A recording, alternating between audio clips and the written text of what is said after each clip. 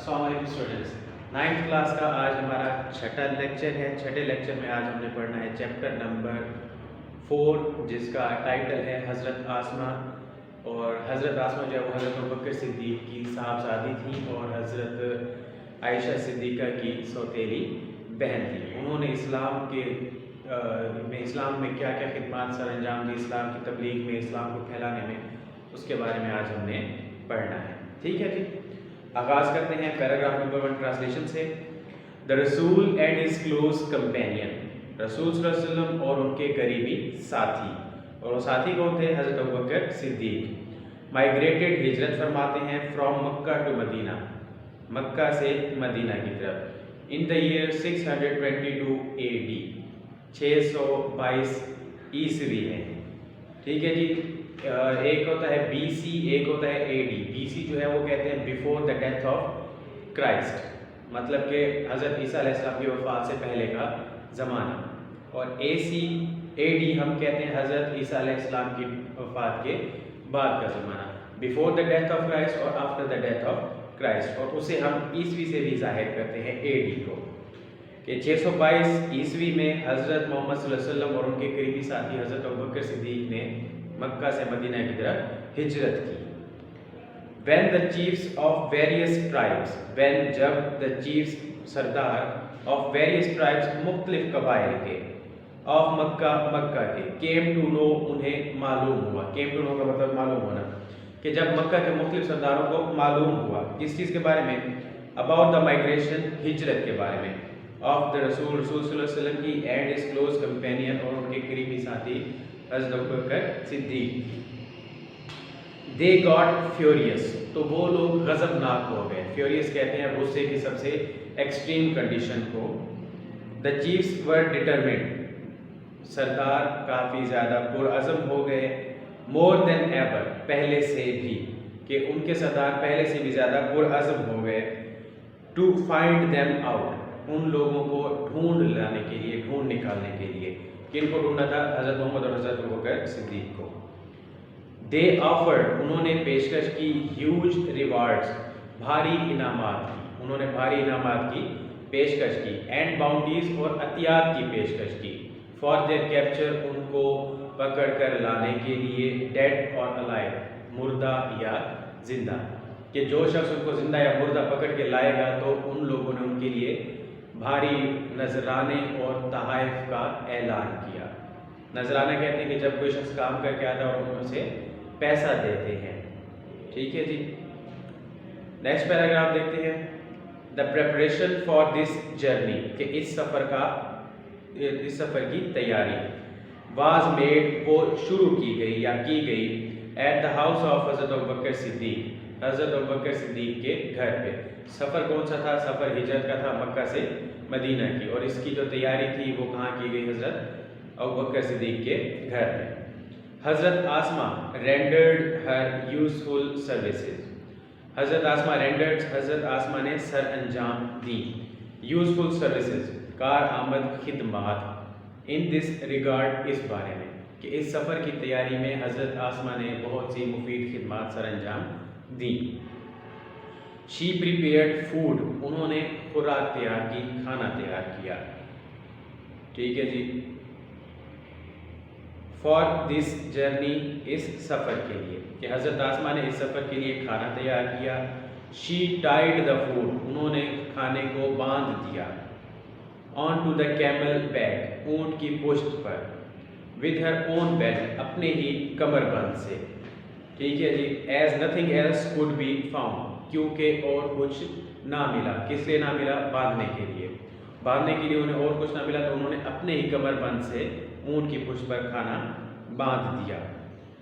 ठीक है जी, for this service, इस खिदमत की बिना पर, शी वाज गिवन, उन्हें अता किया गया, द टाइटल, खिताब, ऑफ ज़ातुन नातिकीन, दो टुकड़ों वाली या दो कपड़ों वाली औरत का, बाय द रसूल सल्लल्लाहु अलैहि वसल्लम ने, कि उन्होंने खुराक को अपनी कमरबंद से ऊँट पे बांध दिया, तो इस वजह से आप सल्लल्लाहु अलैहि वसल्लम ने उन्हें ज़ातुन नातिकीन का लक़ब दिया। ज़ातुन नातिकीन की बहुत सी डेफिनेशंस की गई हैं, लेकिन यहाँ पे है दो टुकड़ों वाली या दो कपड़ों वाली औरत, तो आपने इसी के मुताबिक ही इसको पढ़ना है। ठीक है जी, नेक्स्ट पैराग्राफ, पैराग्राफ नंबर 3 है हमारे पास। सो उसको रीड आउट करते हैं जी। During the perilous journey, during के दौरान, द पेरिलस पुरखतर या खतरनाक, जर्नी सफ़र, के इस खतरनाक सफ़र के दौरान, इट वॉज वेरी डिफ़िकल्ट, ये बहुत ही मुश्किल था, फॉर एनीवन, किसी के लिए भी, टू सप्लाई फूड, के वो खुराक पहुँचाता, टू हज़रत मोहम्मद सल्लल्लाहु अलैहि वसल्लम के पास, कि इस पुरखतर सफ़र में बहुत ही मुश्किल था हज़रत मोहम्मद सल्लल्लाहु अलैहि वसल्लम के पास खुराक को ले जाना, खुराक को पहुँचाना। ठीक है जी। The situation was so delicate, सूरत हाल इतनी नाजुक थी, that even the slightest mistake could have endangered the life of the रसूल, कि एक छोटी सी गलती, स्लाइटेस्ट कहते हैं छोटी सी गलती, मिस्टेक गलती को कहते हैं, इंडेंजर्ड खतरे में डाल देती, द लाइफ ऑफ द रसूल, रसूल करीम सल्लल्लाहु अलैहि वसल्लम की ज़िंदगी को। दिस ग्रैंड टास्क, ये उम्दा काम, ये उम्दा काम, वाज नाइसली अंडरटेकन, उम्दगी से सर अंजाम दिया गया, बाय हज़रत आसमा के ज़रिए, द डॉटर ऑफ हज़रत अबू बकर सिद्दीक, हज़रत अबू बकर सिद्दीक की साहबजादी या बेटी इसको कह सकते हैं। एवरी नाइट, हर रात के वक्त, with the pack of food, खुराक की गठरी के साथ, शी वुड क्वाइटली वेंचर, वो चुपके से खतरा मोल लेती, निकल जाती, टूवर्ड्स द रग्ड माउंटेन, ना हमवार पहाड़ों में, इन विच ले द केव ऑफ सौर, जहाँ पे गार सौर वाक़ थी, कि रोज़ाना रात को वो ये खतरा मोल लेती और नबी करीम सल्लल्लाहु अलैहि वसल्लम के पास पथरीले चट्टानी पहाड़ों से होती हुई गार सौर में पहुँच जाती। She took care of the minute details, ठीक है, यहाँ पे बस मिनट इसको नहीं पढ़ेंगे, ये है माइन्यूट, माइन्यूट का मतलब होता है मामूली, छोटी से छोटी। शी वुड टेक केयर, उन्होंने एहतियात की, ऑफ द माइन्यूट डिटेल्स, छोटी से छोटी बातों की भी, इन एकम्प्लिशिंग द टास्क, इस काम को मुकम्मल करने के लिए, कि इस काम को मुकम्मल करने के लिए हज़रत आसमा ने छोटी से छोटी बात का भी ख्याल रखा। How difficult it must have been, कितना ही मुश्किल रहा होगा, फॉर हर, उनके लिए, to traverse the rocky path, कि वो पथरीले रास्तों से गुजरती, ट्रेवर्स का मतलब है गुजरना। एट नाइट, रात के वक्त, विद द कॉन्स्टेंट फेयर, मुस्तकिल डर के साथ, कॉन्स्टेंट मुस्तकिल जो कि हमेशा रह जाता है, फेयर डर के साथ, ऑफ बीइंग डिटेक्टेड, देख लिए जाने के, कि ये डर भी उनके साथ मुसलसल या मुस्तकिल रहता था कि कोई उनको देख ना ले, कोई उनको पहचान ना ले, जिसकी वजह से वो उनका ताक़ुब करके आप सल्लल्लाहु अलैहि वसल्लम तक पहुंच सकते थे। ठीक है जी, यहाँ तक हमारी ट्रांसलेशन आज कंप्लीट हुई, बाकी इंशाल्लाह देखेंगे नेक्स्ट लेक्चर में। इसके बाद हमारे पास क्वेश्चंस लिखे हुए हैं जी, जिसमें बॉक्स क्वेश्चन में पहला क्वेश्चन है, who were the immigrants and where did they migrate to. Immigrants हिजरत करने वाले को कहते हैं, माइग्रेट हिजरत को कहते हैं, कि हिजरत करने वाले कौन थे और उन्होंने किस तरफ हिजरत की। तो उसका जवाब क्या बनता है कि हज़रत मोहम्मद सल्लल्लाहु अलैहि वसल्लम और उनके करीबी साथी, Hazrat Muhammad and his close companion Hazrat Abu Bakr was the immigrant.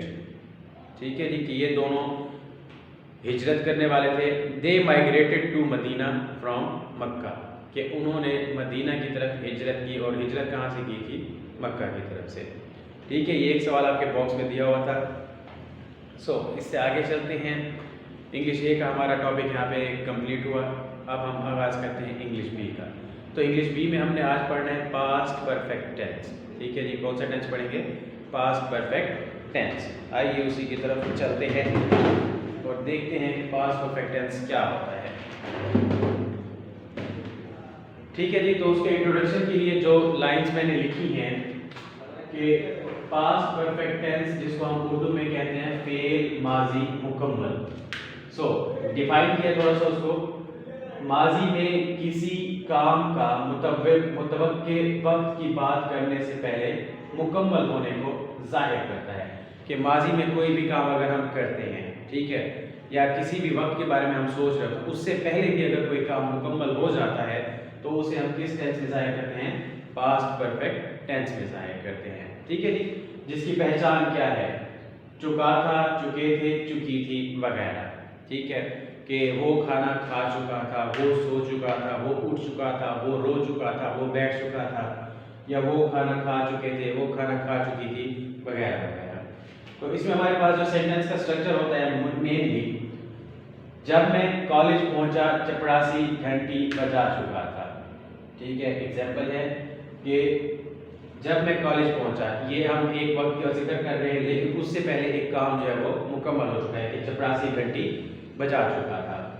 सो इसमें हम हेल्पिंग वर्ब कौन सा इस्तेमाल करते हैं जी? हेल्पिंग वर्ब एक ही है हमारे पास, हैड। सो जितने भी हमारे पास प्रोनाउंस होंगे, नाउन्स होंगे, उन सब के साथ हमने हैड पुट करना है। सेंटेंस का स्ट्रक्चर हमारे पास क्या होगा वो देख लेते हैं जी।